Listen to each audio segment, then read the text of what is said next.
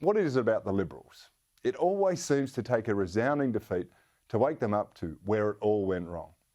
Yesterday, there was an excellent piece by defeated former Queensland Liberal Senator Amanda Stoker in the Financial Review that highlighted some very uncomfortable truths.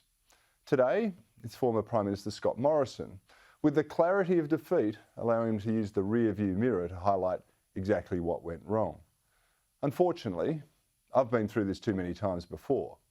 When Howard was defeated, there was some serious soul-searching until Tony Abbott steeled the ship using elemental politics and the traditional Liberal policies.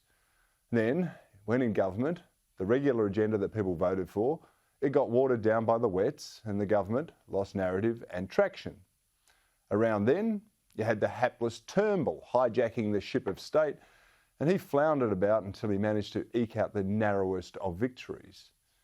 Remember, Malcolm Turnbull hemorrhaged 1 million votes, and that still wasn't enough for any circumspection about the party that had clearly lost its way. And then we had ScoMo. He was meant to be the great hope of the side, a man of values and conviction, until he was actually brutally exposed as just being Scotty from marketing.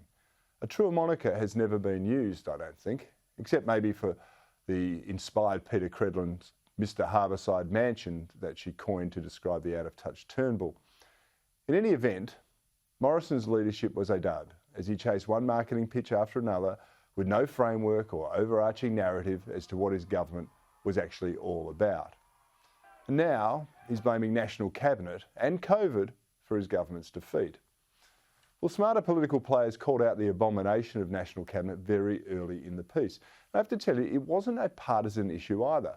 Former Labor Senator Stephen Conroy was among the very first to say this wasn't a cabinet, it wasn't constitutional, and that he called it an abomination. I described it as a fig leaf to avoid accountability. And former Senator Rex Patrick highlighted that there was no cabinet confidentiality, which makes an even greater mockery of calling this a cabinet at all. Morrison simply elevated scheming and generally hopeless premiers to his level, and then they played him off a break, blaming him for every failure while claiming the few successes for themselves. Foolishly and predictably, Morrison went along with it all, even when he was on the receiving end of this. He blamed the states for mandates, but he did nothing to stop them. He sought to avert responsibility at every turn, clearly thinking the pandemic would eventually help him politically, just like it did many of the premiers.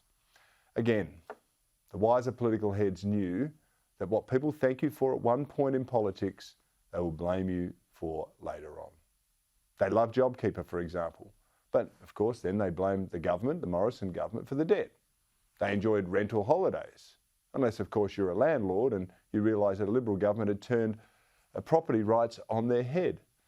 There was so much more too. I cannot recall a single time during the entire 2 years of the pandemic that Morrison proudly stood on traditional Liberal Party principles. And incredibly, next to none of his colleagues were prepared to advocate for those historic values either.